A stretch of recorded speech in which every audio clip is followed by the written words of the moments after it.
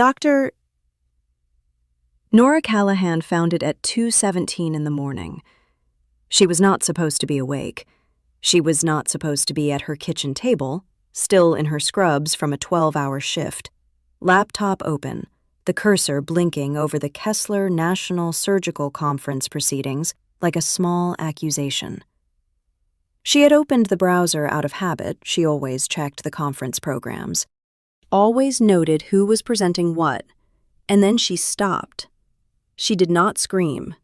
She did not cry.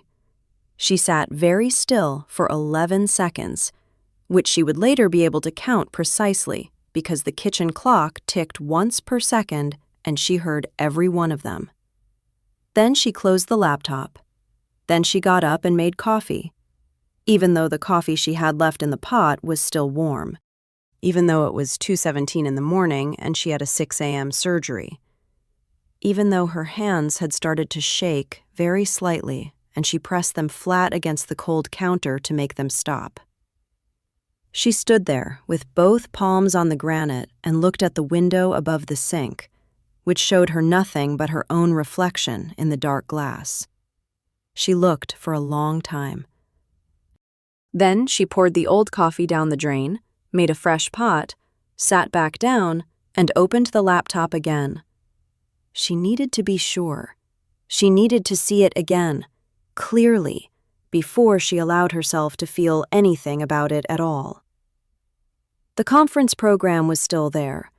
47th Annual Kessler Symposium on Advanced Surgical Technique, Session 4, Day 2. Presenter, Dr. Marcus Hale. Harwich University Medical Center. Title: Callaway Approach Revisited, a modified minimally invasive protocol for complex hepatic resection with outcomes data from 87 cases. Nora read it a second time, then a third. The Callaway approach was her approach, not named for her, named for the fellowship grant that had funded her first 2 years of research, the Callaway Foundation Fellowship, which had been awarded to her and to no one else. She had never published the name. She had never called it that outside of her own notes, outside of her own red notebook, specifically the one she kept in her desk drawer at home, the battered one with the cracked spine and the coffee ring on the cover, the one that held 6 years of work in her own handwriting. Marcus Hale had been in her department for 4 of those 6 years. She picked up her coffee. It was too hot. She drank it anyway. Harwich University Medical Center occupied 4 city blocks in the northeastern corner of the city, a cluster of glass and steel towers connected by enclosed skywalks and underground corridors that smelled permanently of antiseptic and recycled air. It was the kind of institution that had its own gravity. You either spent your career there, or you spent your career trying to get there. And either way, it shaped everything, the way you spoke in meetings, the way you deferred to hierarchy, the way you learned, very early, that credit was the currency of academic medicine, and the accounting was rarely honest. Nora had known this when she arrived, 12 years ago, as a surgical fellow with a research proposal and a grant that nobody in the department had expected her to win. She had known it, and she had adapted to it in her own way, which was to document everything, every idea, every observation, every revision to the protocol. She kept digital files, yes, time-stamped, backed up to 3 separate servers. But she also kept the red notebook, paper, pen, dated headers in her careful block print. Old-fashioned, her colleagues said. Paranoid, some of them said, not unkindly. She had always smiled at that and said nothing. The habit had started before Harwich. It had started in the hospital before Harwich, the one she had trained in, the one where she had watched a patient die slowly over 3 days from a complication that everyone in the room had known was caused by the attending's error, and none of them had said so in writing. She had been 28. She had been a resident. She had signed nothing. She had said nothing outside of the room where it happened. She had told herself she had no choice. She had been telling herself that for 13 years. The documentation habit was the scar of it. The way some people check the stove burners twice before leaving the house, then come back to check again, not because they believe the stove is on, but because they need to prove to themselves that they are not the person who would let it burn.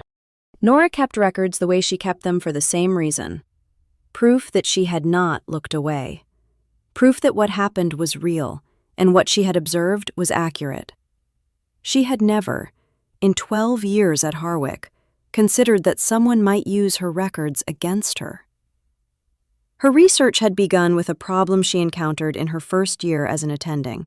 She was performing hepatic resections, liver surgeries, on patients who were poor candidates for the conventional open approach. Too old, too fragile, too much concurrent disease. The laparoscopic alternatives available at the time required a level of exposure that her patients' anatomies did not cooperate with. She had an idea, a modification to the port placement and the instrument angle, something she had sketched out one Sunday afternoon in that first red notebook on the basis of a case that had gone wrong, and 2 papers she had read back-to-back at 3 a.m. It took her 4 years to standardize the modification into a repeatable protocol. Another 2 years to accumulate the outcomes data. 87 cases. The same number listed in Marcus Hale's conference abstract. Marcus had joined her department as an associate professor in Nora's 5th year. He was 43 at the time, pleasant-faced, deliberate in his speech, the kind of surgeon who commanded a room by saying very little and listening carefully. He had come from a university in the Midwest, where, the story went, he had spent several years rebuilding a career that had been damaged by a disciplinary matter he never discussed. By the time Nora met him, the damage seemed repaired. He was good at his work. He was patient with residents. He had a way of asking questions that made you feel he already knew the answer and was giving you the chance to find it yourself. She had trusted him almost immediately. That was the thing she would return to, later, in the long hours of what came after. Not the betrayal itself, but how completely she had not seen it coming. He had asked to observe her cases. She had said yes. He had asked to review her outcomes data. She had said yes. He had asked, once, to read portions of the red notebook. She had laughed and said it was illegible, which was not entirely true, and handed it to him. He had handed it back the next morning with a single-page summary of his observations, typed, precise, which she had thought was generous. She had kept the summary in a folder. She had labeled the folder Hale Consultation Notes and filed it away and not thought about it again for over a year. She was thinking about it now. She had not been scheduled to review the conference program that night.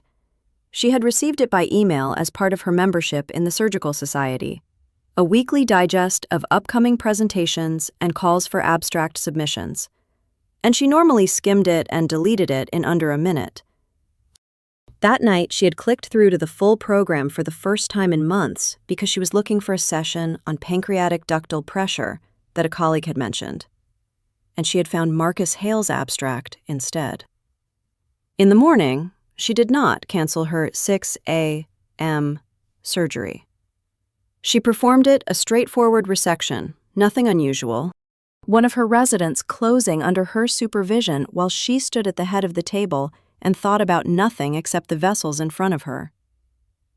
When it was over, she scrubbed out and went to her office and closed the door. She found the conference program again. She read the abstract in full this time. The Callaway approach revisited. Modified minimally invasive protocol for hepatic resection in high-risk patients. Modified port placement at the subxiphoid and right lateral positions. Modified instrument angle relative to the hepatic dome.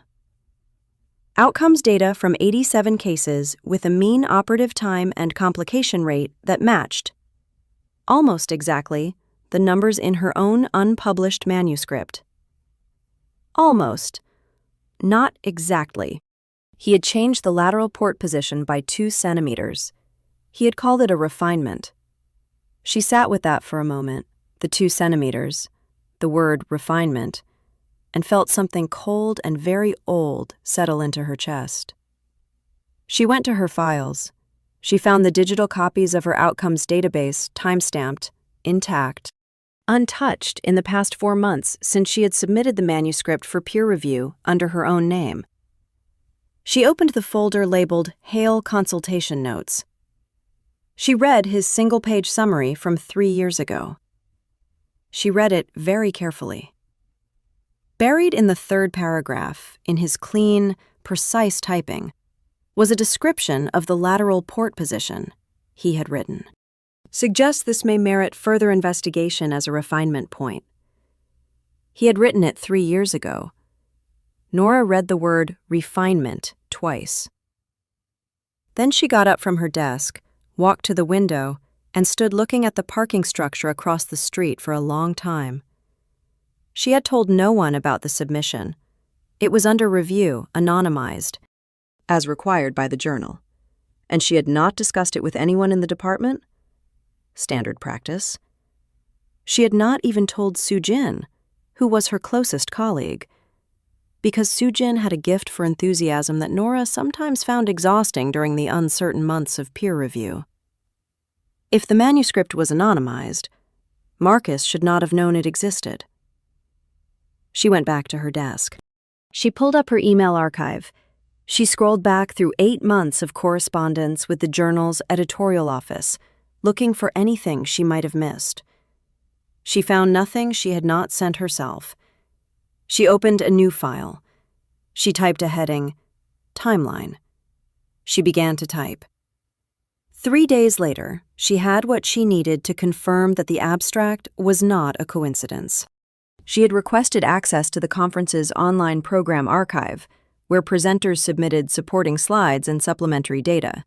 The archive was publicly accessible to registered attendees, and Nora had attended the Kessler Symposium the previous year. She logged in with her credentials and found Marcus's session folder. He had uploaded a slide deck, 41 slides. She opened it. By the time she reached slide 18, her hands were very still. She had learned, in the days since the kitchen table at 2:17 in the morning, to keep her hands still when she was most frightened. It was a thing she did without deciding to. Slide 18 was a flowchart, a decision algorithm for case selection. She recognized it not because she had seen it in any published paper. She recognized it because she had drawn it herself, in the red notebook, in the 6th month of her 4th year of research, on a Tuesday afternoon when she had been stuck on the exclusion criteria for 3 weeks and had finally found a way through. She knew this because she had written the date at the top of the page and drawn a small star in the corner, which she did sometimes when she solved something she had been working on for a long time. The flowchart in Marcus's slide was digital, clean, redrawn by someone who understood what it was. The logic was identical. The star was gone. She closed the laptop. She sat in her office for 20 minutes. Then she opened it again and took screenshots of every slide. She saved the screenshots to 3 separate folders, 1 local and 2 in the cloud. She labeled them clearly with the date and time and a note that said, Downloaded from Kessler 47, Program Archive, Dr. Marcus Hale, Supplementary Materials. Then she emailed a copy of the screenshots to her personal email account from her institutional account so that there would be a timestamp on the transmission. Then she picked up the red notebook and held it in her lap and looked at it. It had her name on the inside cover in her own handwriting, and the year she had started it, and the dates of each section. The cover was bent at the corner where she always held it. The binding was cracking. There was a coffee ring on the back. She put it in her bag. She would not leave it in the office drawer anymore. That evening she made the mistake of opening the photo archive on her phone. She had been looking for a patient discharge summary she had photographed rather than print, and she had scrolled too far back and found herself looking at pictures from the department Christmas dinner 2 years ago. Marcus was in 3 of them. In one, he was standing beside her at the table with a glass of wine raised, mid-sentence, and she was laughing at whatever he had just said. She looked happy in a way that was uncomplicated and unguarded, the way she rarely looked in photographs. She remembered that evening. She remembered he had told a long, dry story about a procurement conference in Baltimore, and she had laughed because the story was exactly as pointless as he knew it was, and he told it that way on purpose. She remembered thinking, this is what a trustworthy colleague looks like. She put the phone face down on the table. That was the thing about a slow betrayal, not the event of it, not the moment, but the retroactive contamination. Every memory that had felt solid became unstable. Every conversation acquired a possible second meaning. Every generosity became suspect. She had handed him the red notebook. She had handed it to him and watched him turn the pages and thought, this person is genuinely interested in what I am doing. She was 41 years old, and she had been wrong about someone before. Not in this way, not at this scale. But she recognized the feeling, the particular weight of it. The way it sat not in your chest, but lower, somewhere closer to the stomach, where it would stay for a long time. She did not call Sujin that night. She did not call anyone. She opened the timeline file and kept typing. 46 miles from Harwick. In a hotel conference room with the particular smell of recycled air and too many people who had not slept enough. Doctor. Marcus Hale was finishing the slide presentation that would, if things went as he had planned, deliver him the position of chief of surgery at a hospital he had spent 4 years carefully choosing. He was good at presentations. He was good at the measured pause, at the slide that let the numbers speak for themselves, at the question period, where he gave short answers that sounded like long thoughts. He watched the faces in the audience while he spoke, and he could tell, by the second slide, whether the room was going to give him what he needed. This room was. He clicked to the final slide. He thanked the committee. He accepted the applause with a nod that was exactly the right length. Afterward, over coffee in the corridor, he answered 4 questions from attendees, each one a version of, how did you develop this protocol? He said the same thing each time. He said it was a long process. He said it began with a clinical problem that I could not leave alone. He said 6 years of iteration. 6 years. He said it easily, without hesitation, because in some sense, it was true. He had spent 6 years watching Nora Callahan work. He knew the research the way you know a piece of music you have listened to many times without performing it every note in the right order. In your body. Waiting. He walked back to the hotel. He ordered room service. He sat on the edge of the bed in his good conference suit and looked at the floor. He had not planned, originally, to take all of it. He had planned something narrower, a modified version of the lateral port approach, presented as an independent parallel development, the kind of parallel development that happened in academic medicine all the time. Researchers working from the same base literature toward similar conclusions. Plausible, defensible, technically ambiguous. But then the journal had sent him the manuscript to review. He had recognized it immediately. Anonymized, as required, but the clinical data was hers. He knew her numbers, the way he knew his own handwriting. And the protocol was hers, fully intact. 6 years of her work, submitted for publication under a name he could not see, but did not need to. He had been the secondary reviewer. He had submitted a request for major revisions that he knew, with reasonable certainty, would delay publication for a minimum of 3 months. 3 months was enough. He sat on the hotel bed and looked at the floor and did not feel good. He had not expected to feel good. He had not done this to feel good. He had done it because 12 years ago, at a hospital in the Midwest that he had since left, a man named James Whitmore had let him take the consequences for a complication that was not his error. And he had lost 3 years of his career to it. And no one had said anything. And he had rebuilt himself, one careful step at a time, into a person who was almost where he should have been before that happened. And he was 46 and running out of time.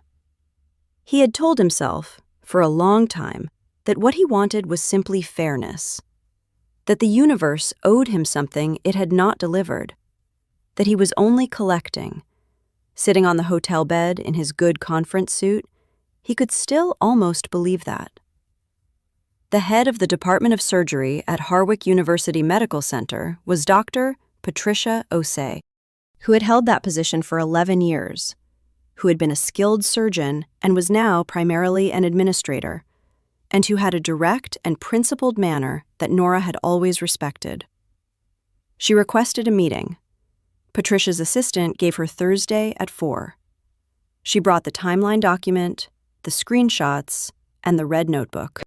Patricia listened with her hands flat on the desk and her face professionally neutral. She let Nora speak for 11 minutes without interruption, which was longer than most people allowed.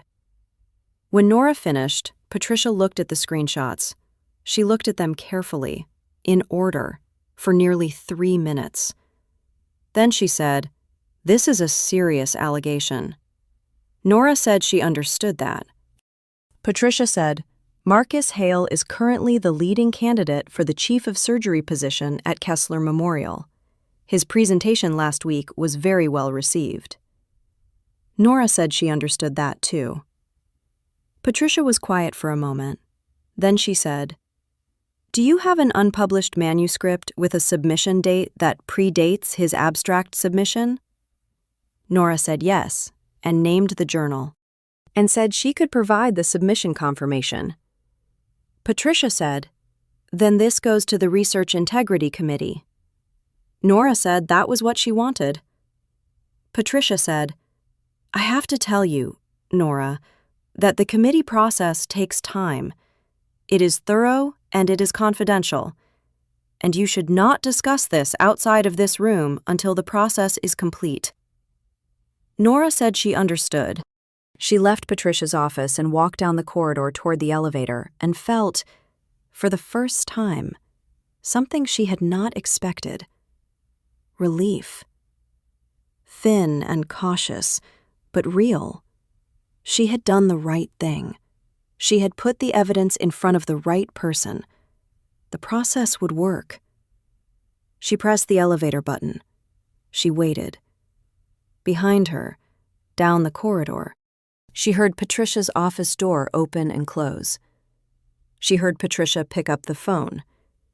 She heard, very faintly, before the elevator arrived and the doors closed between them, Patricia say, "Marcus, it's Patricia. We need to talk." The elevator doors closed. Nora stood in the elevator and looked at the floor indicator rising and understood. In that particular, airless way of understanding something you already knew was true, that this was not going to work the way she had believed it would. She had told herself you put the information in front of the institution. You let the institution work. That was how it was supposed to go. She had told herself that before, in a different hospital, in a different corridor. She had been 28 years old, and there had been a patient whose name was Ronald Kerr, and she had watched Dr. James Whitmore attending senior, untouchable, make a decision during a procedure that she had known in her bones was wrong. And afterward, when the patient deteriorated, she had signed the chart entries that said what had happened to the patient without saying what had made it happen. And Dr. Whitmore's name had appeared on the mortality review as a consultant rather than the operating physician. And she had said nothing. and had told herself that she had no choice. She had had a choice. She had known it then, and she had never stopped knowing it.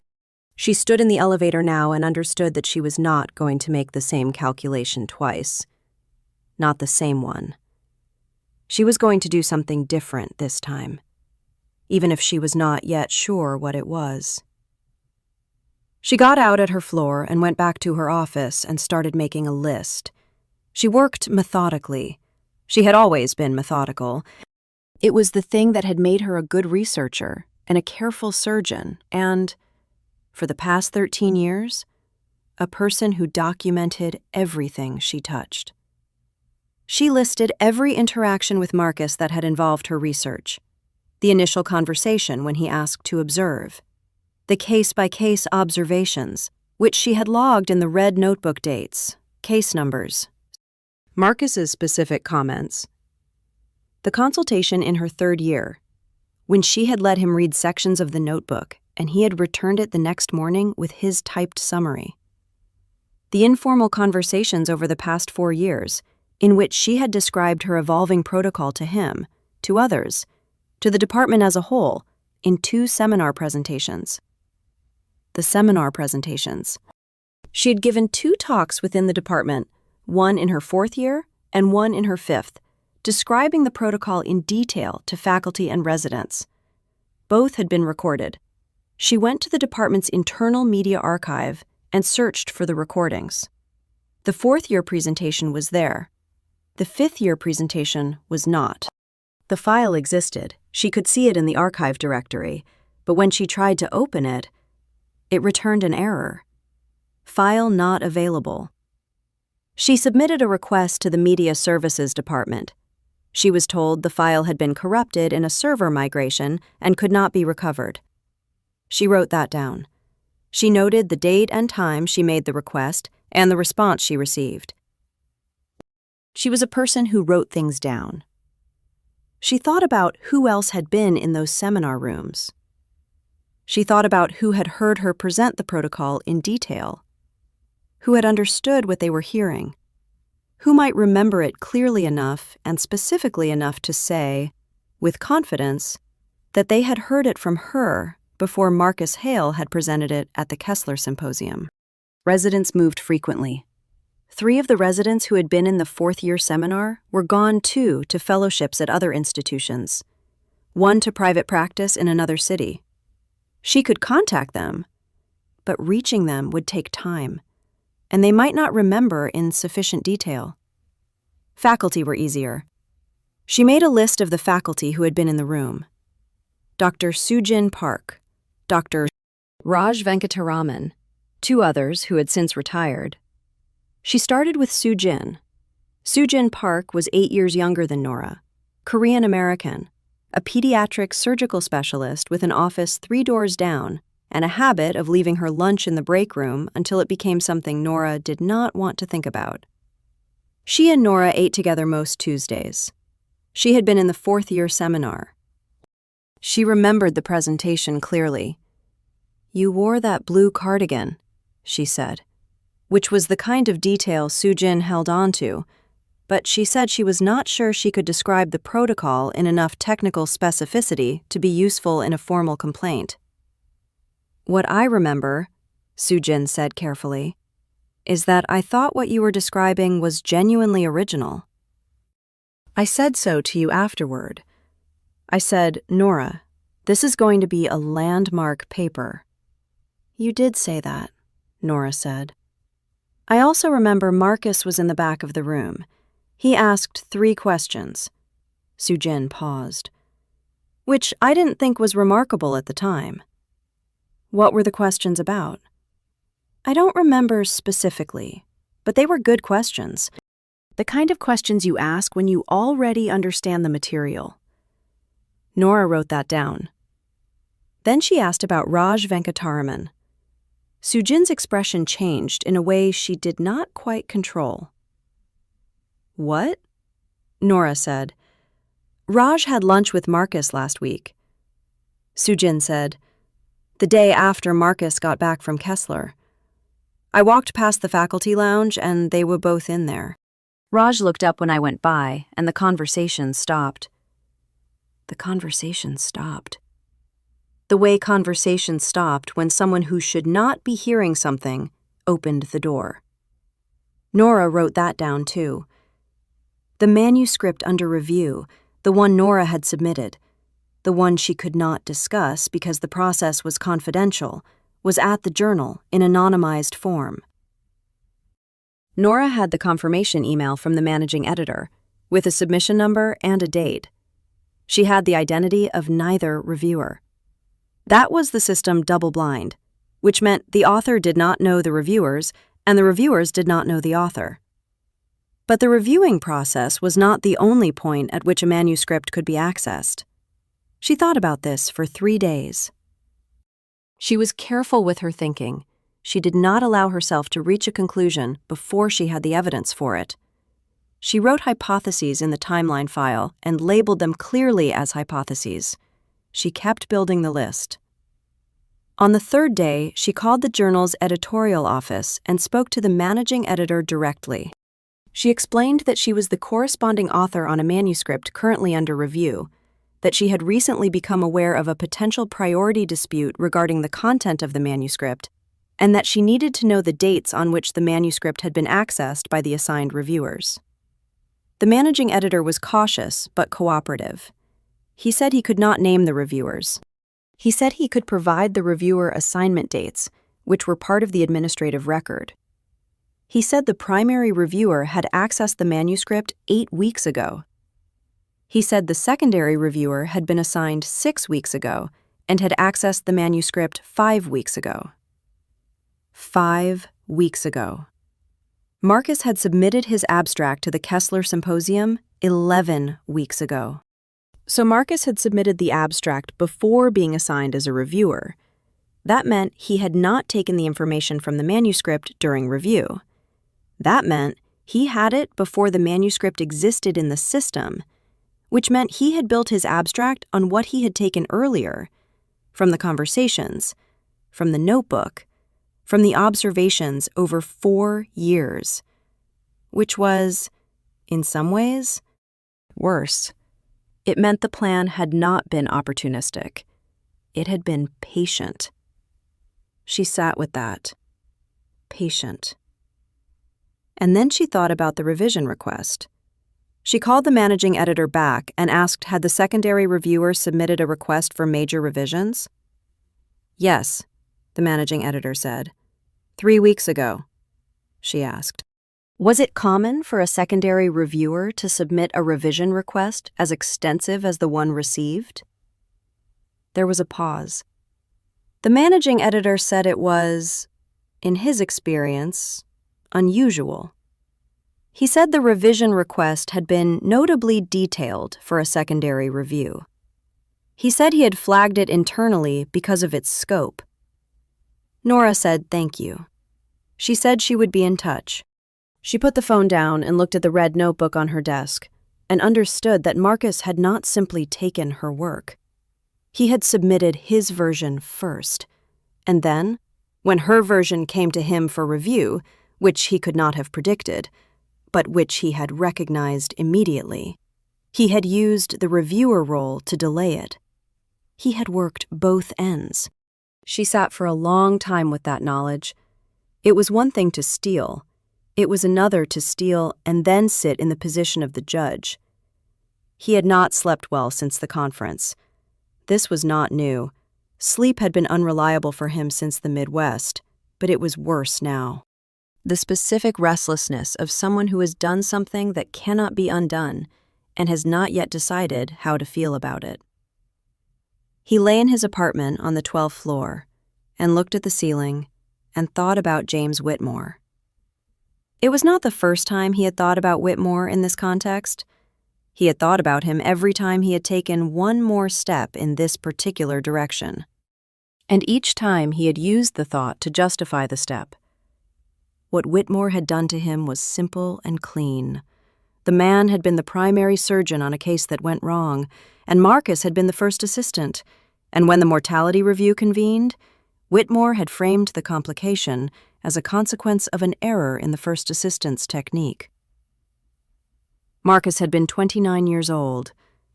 He had no documentation. He had no record of his objection in the room. He had no ally willing to say publicly that what Whitmore was describing was not what had happened. He had lost 3 years. A disciplinary process that concluded with a letter of reprimand and a requirement for supervised practice. He had not been dismissed. Whitmore had not pushed that far, but the letter followed him.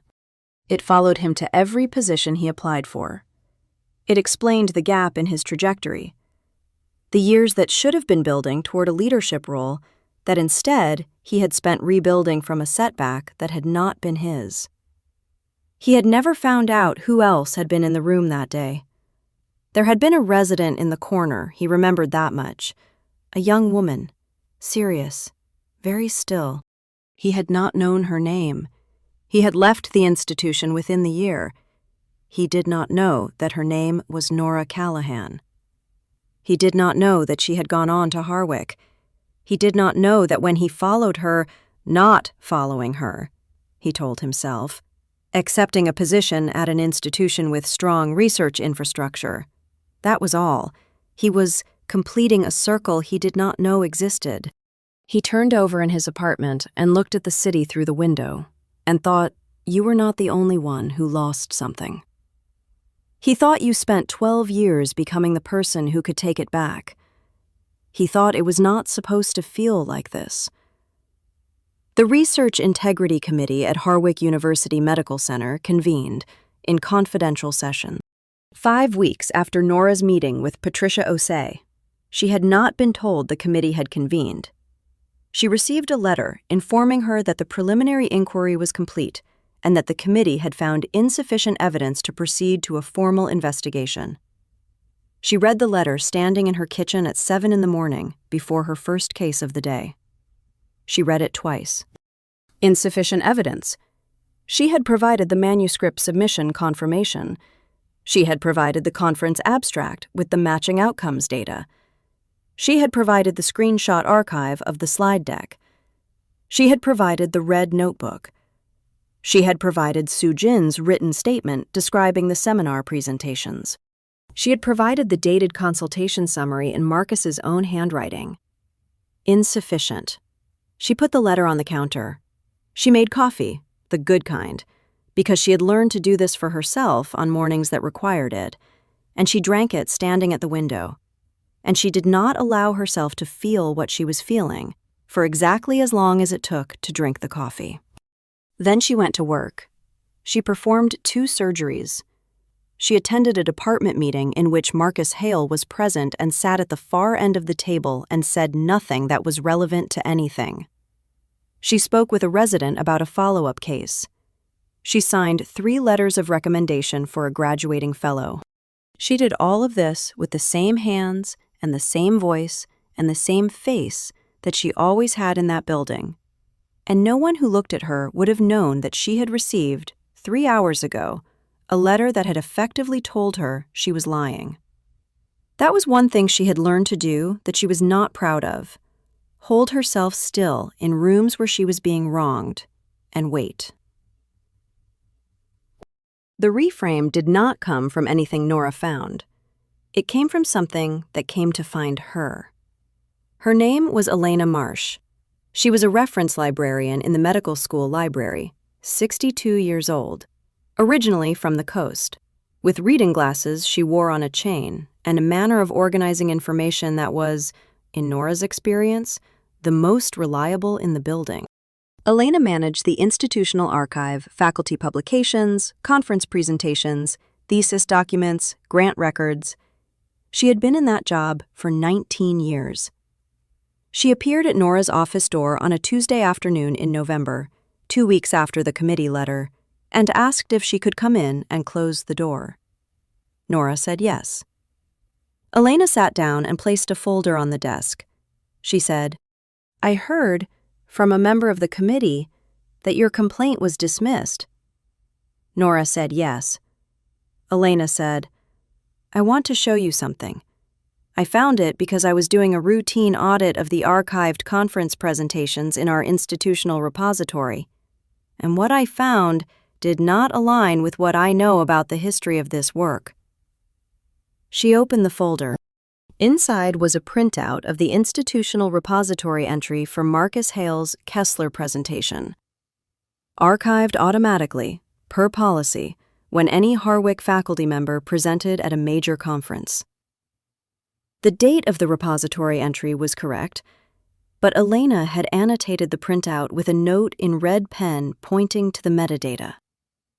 The slide deck file had a creation date, not the date it was uploaded to the conference program archive, the date the file itself had been created by the software. The creation date was 14 months ago. 14 months ago. Nora had been in her 5th year of research. She had been in the room of her 2nd seminar presentation. She had described the protocol in detail to the department faculty, including the decision algorithm she had drawn in the red notebook. Marcus had been in that room, and 14 months ago, 1 week after the seminar presentation, he had opened a file and begun building slides. Elena had also found something else. She slid the 2nd page of the printout forward. It was a grant record, dated 15 years ago, from a university in the Midwest, a research fellowship application for a project on minimally invasive hepatic surgery techniques submitted by a fellow named Marcus Hale. The application had been approved. The research had never been published. The fellowship had been cut short due to, as the administrative note described it, a period of professional disciplinary review. Marcus had been working on this problem before she had. Nora read the grant record. She read it carefully. She set it down on the desk. She looked at Elena Marsh. She said, "How long ago did you find this?" Elena said, "Last week. I wanted to be sure of what I was looking at before I came to you." Nora said, "Did you tell anyone else?" Elena said, "No." Nora drove home that night at 10:30 in the dark and did not turn on the radio. She sat in the car in the parking garage for 11 minutes after she turned the engine off. 15 years ago, Marcus had been working on this problem. She had not known that. She had not known it because she had never searched his publication history for work in this area. Why would she? She had published nothing in this area before Harwick. He had published nothing in this area since the Midwest. There was no overlap in their documented histories, but there was a fellowship application, and the fellowship had been cut short by a disciplinary review. She thought about the Midwest hospital. She thought about what she knew about Marcus's history. Not much, a vague institutional story about a setback in his past. The kind of thing people mentioned once and then did not mention again. She thought about James Whitmore. She had not thought about Whitmore in relation to Marcus before. There was no obvious reason to. She had not connected them. They were 2 separate compartments in her memory, carefully separated by 13 years of deliberate not looking. But now, she pulled out her phone. She searched the name of the hospital Marcus was known to have left. She searched for Marcus Hale and that hospital together.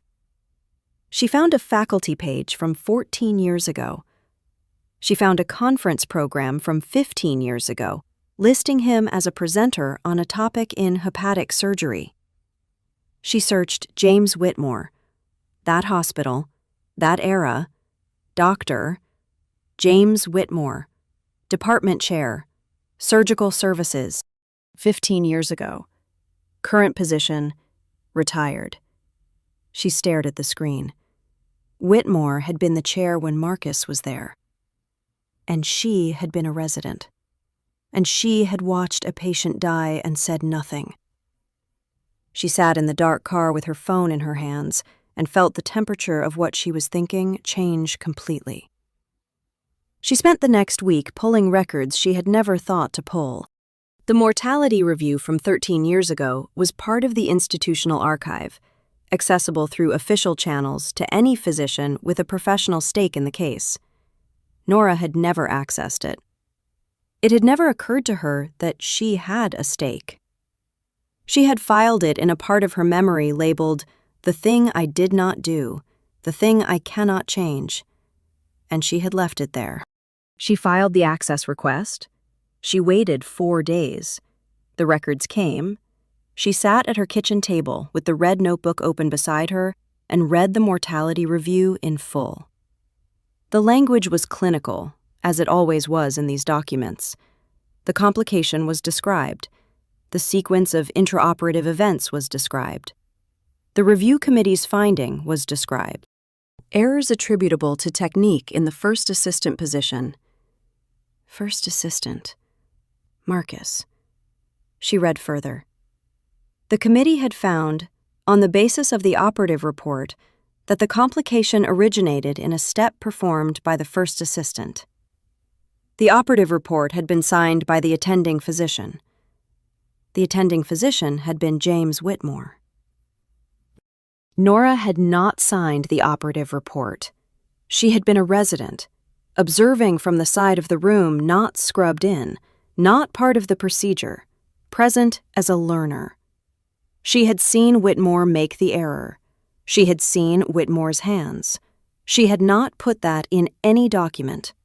She had told herself, for 13 years, that she had had no choice, that she was a resident, that she had no standing to contradict the attending's operative report, that even if she had spoken, no one would have believed her. She had told herself these things, and they were not entirely untrue, and they were also not entirely sufficient. And she had lived with the gap between those two truths for a very long time. She sat at the kitchen table and understood that Marcus Hale had spent 12 years believing that a procedural error he did not make had destroyed 3 years of his career, without ever knowing that someone had been in the room who could have said otherwise. And then he had spent 4 years watching her build the work he had been forced to abandon before he could complete it. And then he had taken it. She held the red notebook in her lap and looked at it and thought, I am not innocent. She also thought, that is not the same as what he did. She also thought, and yet. She called Elena Marsh the next morning. She said, I need to ask you to do something that is outside the scope of your job and potentially uncomfortable for you. Elena said, tell me what it is. She told her. She asked Elena to compile a complete audit of the institutional archive entries related to both her own and Marcus's research histories. She asked her to include everything grants, presentations, seminar recordings, abstract submissions, grant applications, anything with a timestamp. She asked her to document the metadata chain on every file she could access. Elena said, that's going to take me 2 weeks minimum, Nora said. I know. I'll wait. She also went to find James Whitmore. He was retired, 71, living in a small city 3 hours east of Harwick. She found him through the State Medical Society directory. She wrote him a letter, not an email, a letter, on plain paper, not hospital letterhead describing what she remembered from that day 13 years ago, and asking if he would be willing to speak with her. She mailed it. She did not expect a reply. She spent the 2 weeks working, she performed her surgeries, she taught her residents. She sat in department meetings where Marcus Hale sat at the other end of the table, and she looked at him and he looked at her with precisely nothing in his expression, which was a kind of expression. She recognized the expression of a person who has decided to wait. She was also waiting. They were both waiting.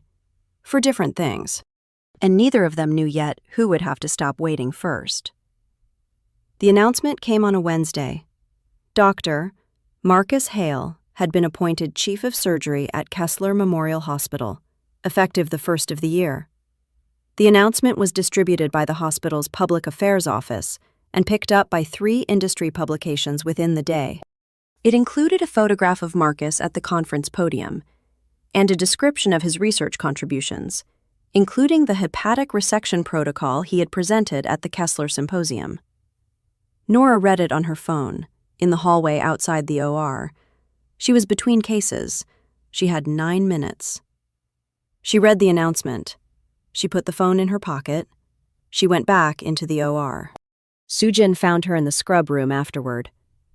She did not say anything. She just put her hand briefly on Nora's arm and left it there for a second. Nora said, "I'm not done." Sujin said, "I know." The letter from Whitmore arrived that Friday. It was handwritten on plain white paper. It was very short. He wrote he had received her letter. He had thought for a long time about whether to respond. He was responding because he was 71 years old, and because there was a kind of reckoning that began to feel necessary at this age that had not felt possible earlier. He did not know what good it would do now, but he could confirm that what she saw was accurate. He could put that in writing if she needed it in writing.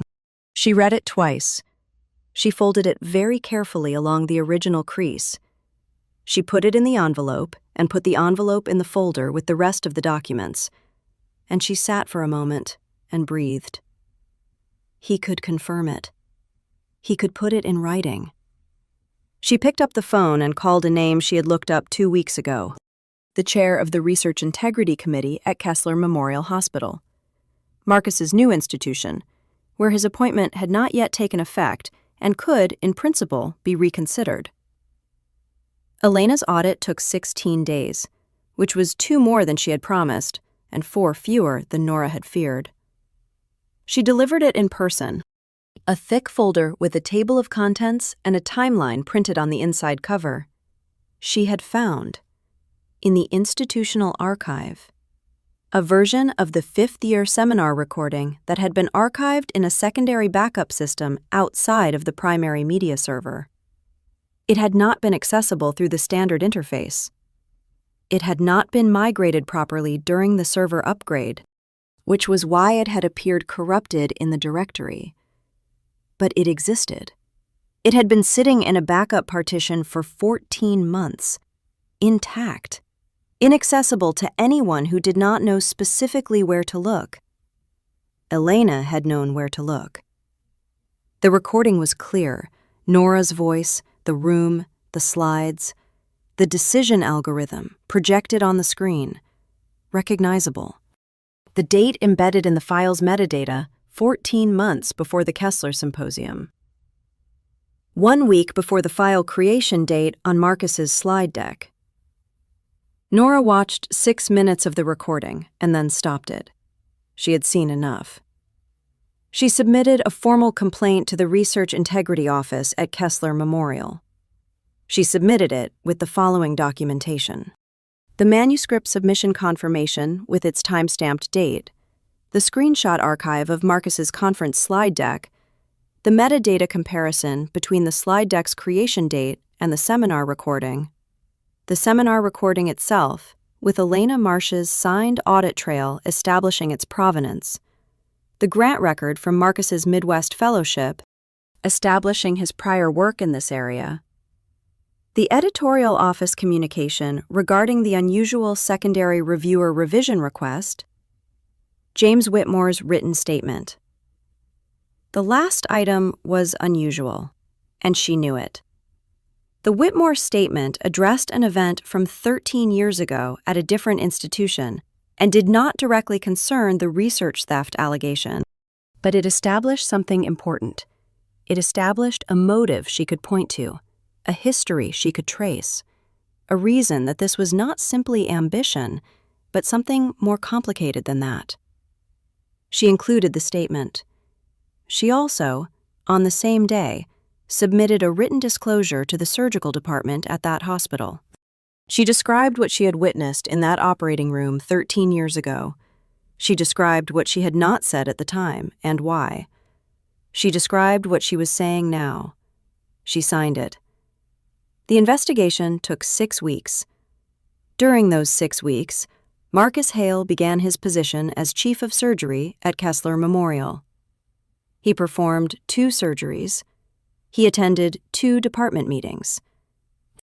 He introduced himself to his new colleagues with the particular measured warmth that had always served him well in rooms where he was new.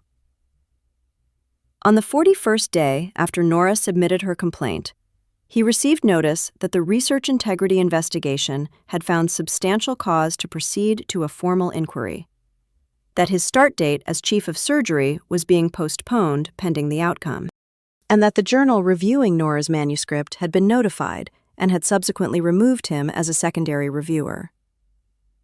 He sat in his office at Kessler Memorial on the 41st day and read the notice, and did not move for a long time. He had built the life he was supposed to have.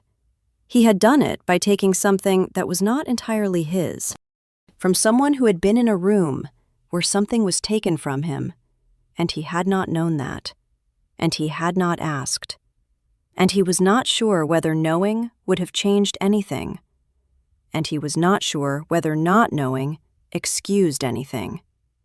And he sat in the office with that uncertainty and felt it settle around him with the full weight of 12 years and a single, irrevocable step.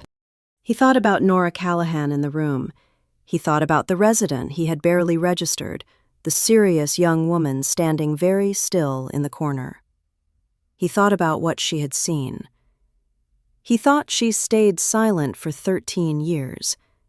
He thought, and she didn't stay silent this time. He sat in his office for an hour. Then he picked up the phone and called the Research Integrity Office and said that he would not contest the investigation and would cooperate fully with the process. Nora did not expect to see him again before the investigation concluded. She had no reason to be at Kessler Memorial, and no part of the formal process required their presence in the same space. But 2 weeks later, at a professional mediation session arranged by the research integrity offices of both institutions, Harwick and Kessler, jointly they sat on opposite sides of a table in a conference room, and for the first time in the entire course of this thing, they looked directly at each other. There was a mediator, there were institutional representatives, there were lawyers in the room who were paid to say very little. Marcus looked older than he had at the department meetings.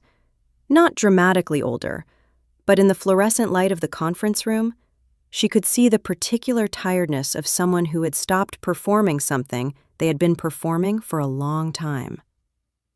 The mediator spoke first, establishing the purpose of the session. Then she asked each party if they wished to make a brief opening statement. Nora said yes. She had prepared something. 4 sentences, specific and factual. She delivered them. Marcus said yes. He spoke for a minute and a half. He acknowledged the unauthorized use of her research. He did not say, sorry, the lawyers had advised against it, but he said something she had not expected. He said that he had spent 12 years trying to get back to work he had been forced to abandon, and that he understood, now, that the method he had chosen was indefensible, and that he took responsibility for it. The room was quiet for a moment. Nora said, I know about the Whitmore case. She had not planned to say it, but she said it, and then she said, I was in that room. I was the resident in the corner. I saw what happened. Marcus went very still. She said, I didn't say anything at the time. I should have. I've known that for 13 years. The lawyers were leaning forward. The mediator raised a hand. Nora did not look at either of them. She looked at Marcus. He was looking at her with an expression she had not expected and could not entirely name, something between recognition and devastation. The face of someone who has arrived at the end of a very long journey and found that the destination was not what they had thought. He said quietly, Why didn't you? She said, Because I was afraid. And because I told myself I had no choice. Neither of those things was completely true. He said nothing. He looked at the table. The mediator said, carefully, I think we should take a brief recess. The mediation produced a settlement that was, like most settlements, a document that satisfied no one entirely and harmed everyone proportionally. Marcus's appointment to chief of surgery at Kessler Memorial was rescinded. The journal removed him as a reviewer and processed Nora's manuscript, which was accepted for publication 4 months later. Her name alone on the byline. The Callaway Protocol, named in the abstract. 6 years of clinical data attributed correctly. Marcus retained his faculty position at Harwick, under conditions that included a supervised research period and a formal letter of censure. He did not resign. He did not disappear. He was 46 years old, and he had, in one step, exchanged the thing he had taken for the thing he had refused to rebuild honestly. Whether he understood yet that they were not the same thing was not Nora's to know. Nora, for her part, submitted a separate and voluntary disclosure to the State Medical Board regarding the Whitmore case and her silence 13 years ago. The board reviewed it. Because of the time elapsed and the nature of her role at the time observing resident, not a party to the procedure, and because of Whitmore's own corroborating statement, the matter was recorded and closed without disciplinary action. She had not submitted the disclosure because she expected it to come out cleanly. She had submitted it because she was no longer willing to hold it inside herself. In that compartment labeled, "The thing I did not do, the thing I cannot change," and leave it there, undisturbed. It had been undisturbed long enough. It had done its damage already, in the way it had shaped her record-keeping, her vigilance, her compulsive documentation of every idea she had ever had. It had been part of her for 13 years, a negative space in her professional identity, the absence of an action she had not taken. She could not undo the absence, but she could name it. She could sign her name under it and let it exist in the record, fully, the way things actually were. That was what she had. The paper was published in a March issue of the Journal in the second year after the conference. The citation included her name and the Callaway Foundation Fellowship as the source of the research support. And it listed Harwick University Medical Center as the institutional affiliation, which was accurate because she was still there. She was still there. She had thought, in the worst weeks of the investigation, that she might not be, that the institution might find a way to make her the problem, the way institutions sometimes did. But she had been wrong about that. The committee had been wrong about that.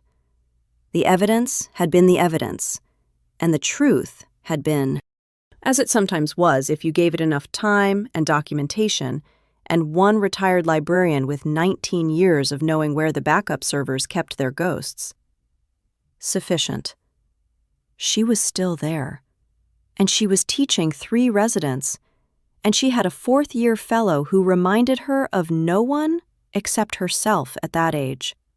And she had 3 active cases, and she had a Tuesday lunch with Sujin, and she had the red notebook, which she had not written anything new in since the seminar recording had become evidence and she had needed to leave it untouched. She opened it for the first time in 7 months on a Thursday evening in her office at the end of a very long day, when the department was quiet and the corridor outside her door had gone still. She turned to the first blank page after the last entry, and she wrote the date, and she wrote, "Paper accepted." She put a small star in the corner. She held the notebook for a moment and looked at it. Then she put it in her bag and turned off her office light and walked down the corridor toward the elevator. The building was nearly empty. The overhead lights hummed softly. There was a smell drifting from the break room. Someone had left the coffee maker on, which happened always, had always happened. The old, burned coffee smell that was as much a part of this building as the antiseptic and the recycled air. She stopped outside the break room. She went in. She turned off the coffee maker. The smell was still there for a moment, warm, slightly bitter, very familiar. She stood in the break room and breathed it in. She thought you were 28. You were afraid. You told yourself you had no choice. You were wrong. She thought you were 41. You were afraid again. You were more afraid than you had ever been. And you kept writing things down. She thought, that is something. That is not everything. But it is something. She turned off the break room light. She walked to the elevator. What she had was not what had been taken from her. Exactly. The years of it living under Marcus's name, even briefly. The months of fighting a process that had tried to close without looking. The weight of what she had not said in a room 13 years ago.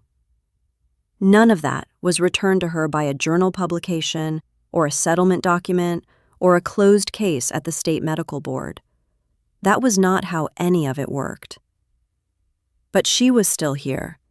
The work was here. Her name was in the record. Finally, fully, in her own handwriting and no one else's. She pressed the elevator button. She waited. She thought, that will have to be enough. She thought, it is. Revenge never gives back what was lost. But sometimes, it reminds the wounded that they are still alive. This has been a work of fiction created for entertainment purposes. Names, characters, businesses, places, and incidents are products of imagination and do not represent any real persons or events.